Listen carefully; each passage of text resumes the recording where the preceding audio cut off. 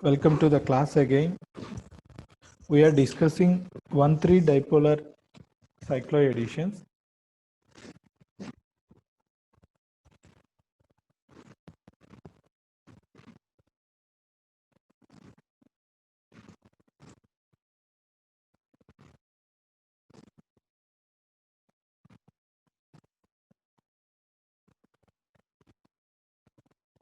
Nitrile oxides can also be prepared from nitro compounds. When we treat a nitro with phenyl isocyanate in presence of a base, when we treat nitro compounds with phenyl isocyanate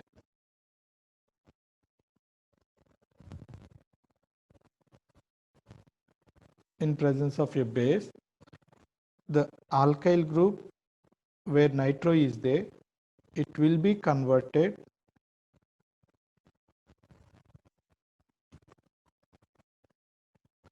we are not disturbing this stereochemistry. So this carbon and nitro altogether, they will be converted to nitrile oxide. This nitrile oxide can be treated with another dienophile.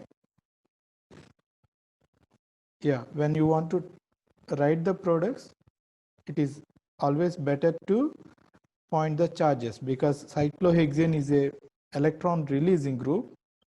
We will have partial negative charge here, we will have partial positive charge here. So this is a cyclization between these two carbon and oxygen, these two carbons. So here the product is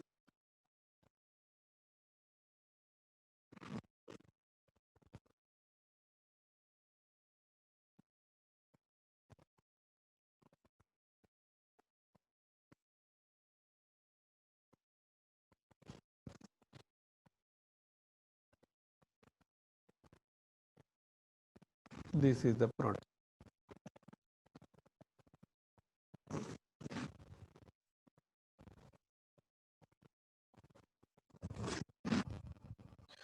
Phenyl isocyanate is generally a dehydrating agent.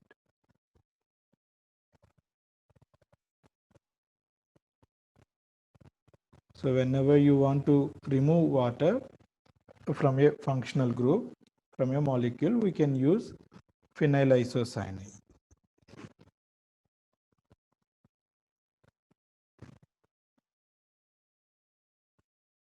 So this is the structure of nitro. When we add phenyl isocyanate, the oxygen, nitro oxygen will attack on carbon of isocyanate, so that carbon nitrogen bond will be polarized towards nitrogen. See, oxygen is more electronegative, nitrogen is also more electronegative. So that means either this double bond or this double bond can be polarized towards nitrogen or towards oxygen. So that means carbon will be positively charged, either nitrogen or oxygen can get negative charge. So that is why this nucleophilic oxygen is attacking on carbon. Then the polarization of this carbon nitrogen double bond towards nitrogen is more favorable because nitrogen is more electronegative. Then it generates. So I am writing this separately.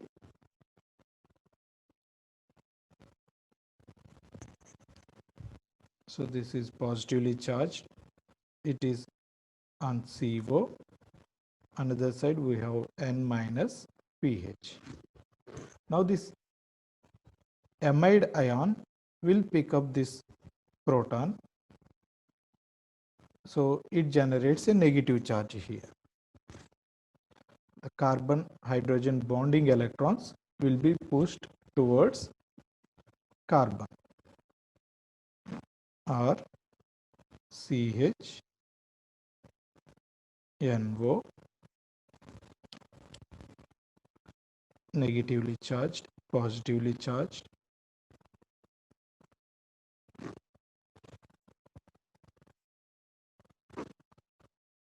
NH pH. Now this negative charge on carbon will be polarized towards nitrogen. Yeah, we can break this nitrogen oxygen double bond. Again we can form this. So this nitrogen oxygen double bond will break. What we are getting is RCHN double bond O. This is the new double bond generated now, and we have O minus, which is carbamate, right? This is called carbamate.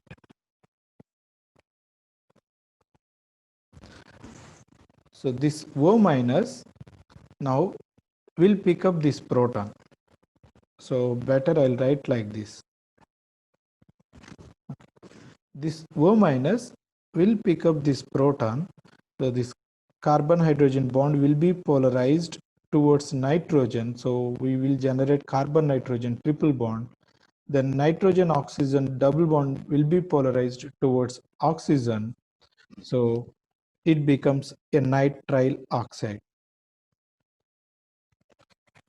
This is the previous double bond, and now we are generating a new double bond. Positive charge was already there. Because of the polarization, oxygen is getting negative charge. So it is the nitrile oxide. And of course, we have this pH, NH, CO, OH. Of course, it is unstable. It will undergo decarboxylation. So it generates phenylamine plus carbon dioxide.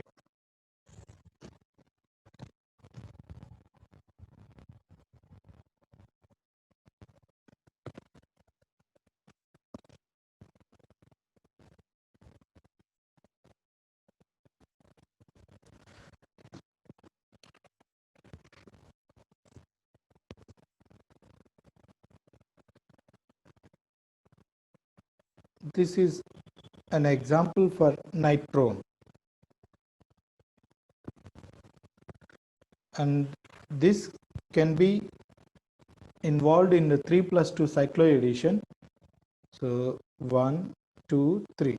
The imine carbon, nitrogen and oxygen. Altogether it is a 3 atom system. This is 2 atom system.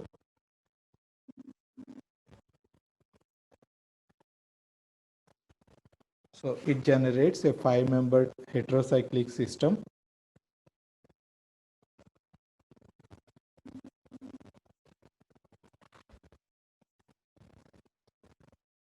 This is the product when we use nitrone in a 3+2 cycloaddition.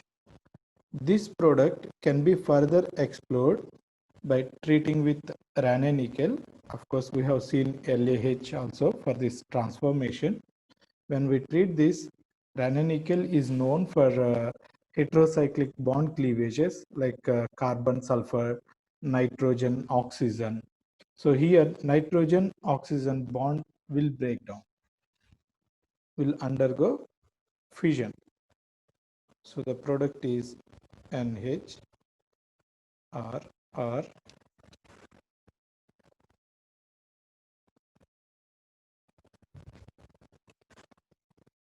This is a product.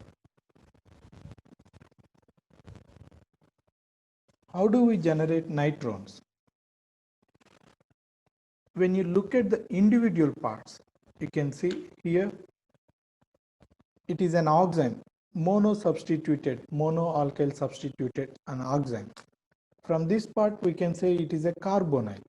So nitrones can be generated from an alkyl substituted N-alkyl oxime, hydroxylamine when it is treated with a carbonyl. For example, in this case, it is an intramolecular reaction where an aldehyde and a hydroxylamine in the system. Okay, so these two are undergoing dehydration. So there will be a bond formation between nitrogen and the carbonyl carbon. So it generates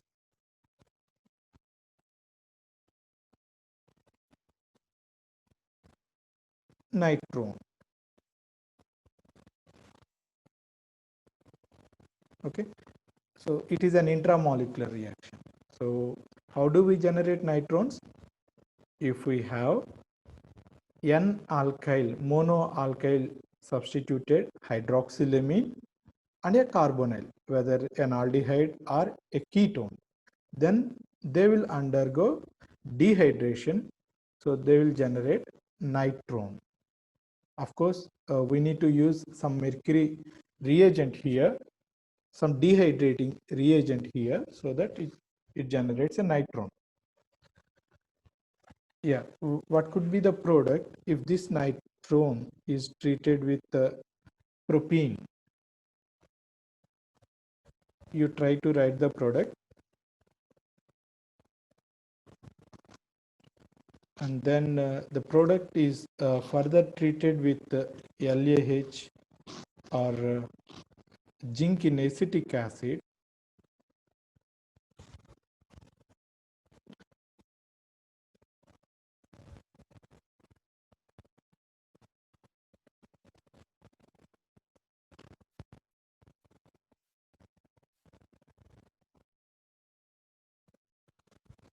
When we want to write the product from this 3+2 cycloaddition, as I said, it is always better to write the partial charges.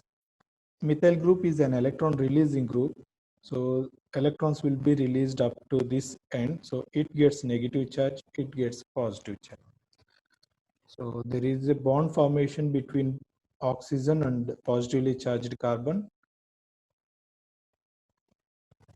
So we can polarize this like this, then carbon nitrogen double bond towards nitrogen. So the product here is a 5-membered heterocyclic system.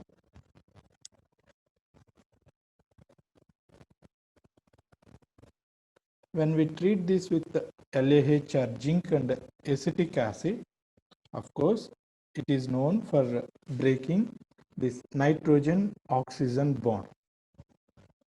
Okay, you write the product here. Simply the nitrogen oxygen bond will undergo fission. Similarly, nitrones can also be prepared in many ways. I'll give some more examples. When this ethyl substituted N-ethyl substitution is oxidized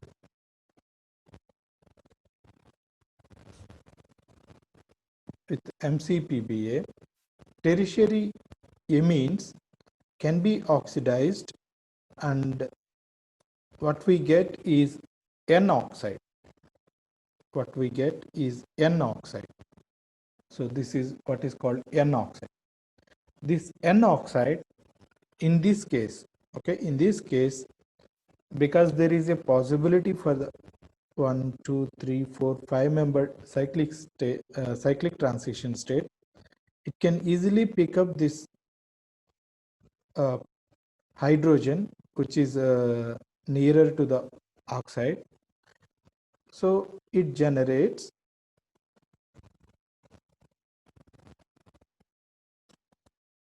alkene will be leaving, and it generates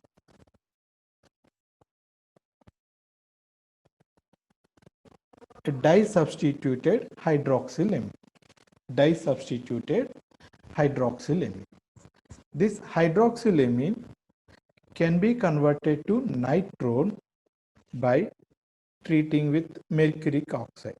So when we treat this NN dialkyl hydroxylamine with mercuric oxide, it can be converted to nitrile nitrones.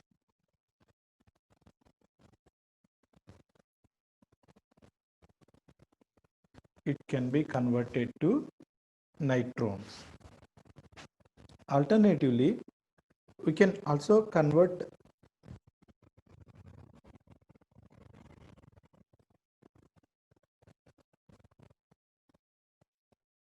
this N oxide to nitrones using mercuric oxide. So all these nitrogen oxygen functional groups, so they can be converted to nitrones using mercuric oxide.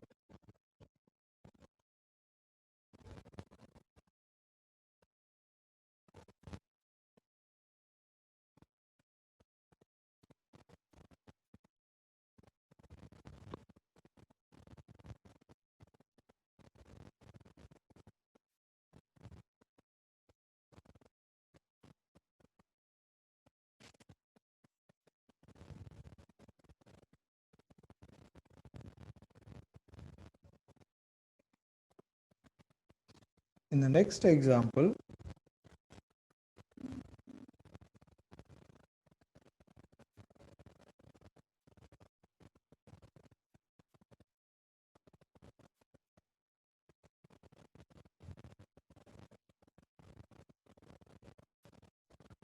so it is nitrone and an alkene. So it is an intramolecular 3+2 cycloaddition. When this molecule is treated in toluene at high temperatures, so it will undergo a 3+2 cycloaddition intramolecularly. So it generates a complex system like this.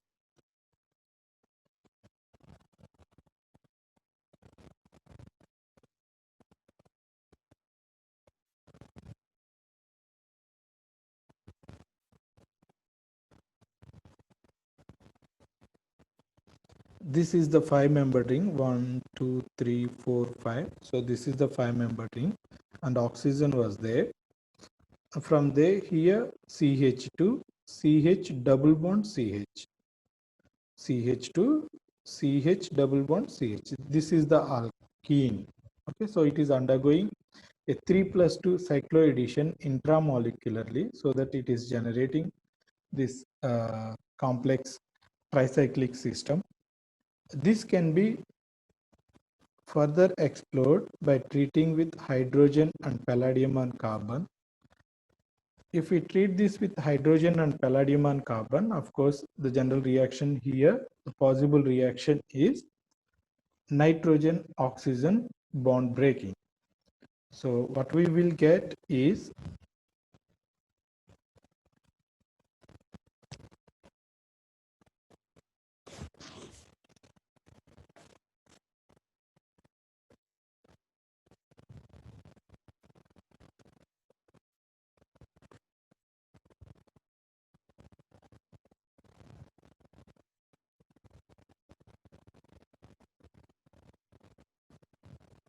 H,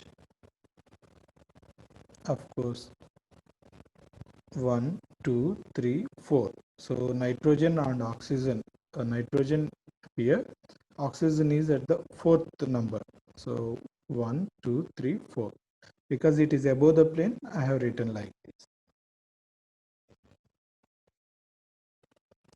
So when we break this nitrogen oxygen bond with hydrogen and palladium and carbon, what we will get is this cyclic amine. This can be converted to N-alkylation by treating with formaldehyde and formic acid. So conversion of an amine to N-alkylation using formaldehyde and formic acid is called as Esch-Wheeler-Clark reductive amination.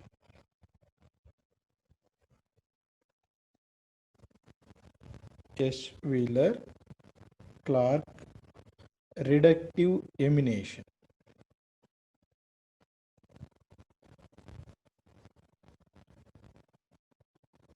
So far we have seen zinc borohydrate, sodium borohydrate for the reductive amination. This is a different thing.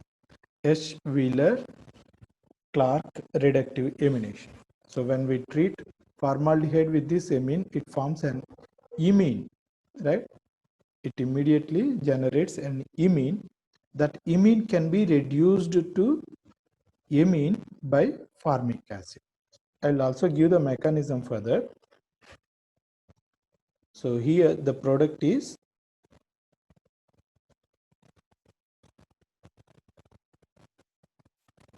an alkylation. Of course, we have this. How do we reduce the imine generated with formic acid?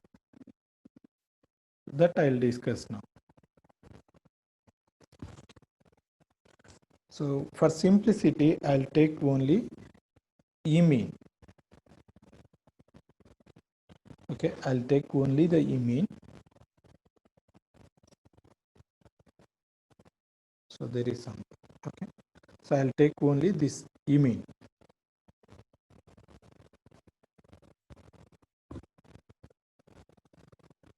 When we add formic acid,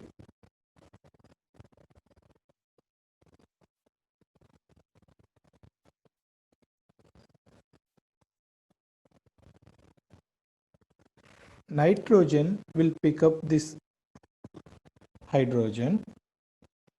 The lone pair on nitrogen is utilized to abstract this proton. So decarboxylation occurs here. Of course, C double bond will be broken and again it will be regenerated. Then this hydride, so that means hydrogen with bond pair of electrons. So hydride will shift to imine carbon. Okay, because nitrogen has utilized its lone pair, it will get the positive charge. Now this hydride is shifting to CH2, is adding to CH2. So this carbon nitrogen bond will be, double bond will be polarized to nitrogen. So this is how we can reduce an imine using formic acid. So for simplicity, I am showing these two with the blue color. So this is what is called H. Wheeler Clark reductive amination.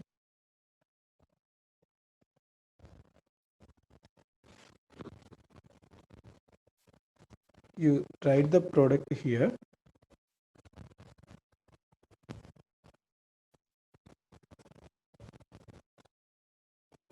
It is a 7-membered system. Sulfur, CH2, aldehyde. When it is treated with pH, CH2, NHOH, benzyl hydroxylamine, acetonitrile, it gives a tricyclic system.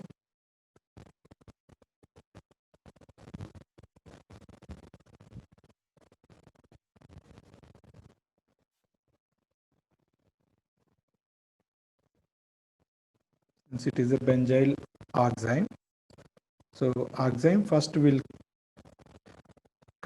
undergo condensation with carbonyl, so it generates a nitron. That nitron will undergo 3+2 cycloaddition with this double bond, so it generates a complex system like this. Then what is the product if it is treated with zinc in acetic acid and water?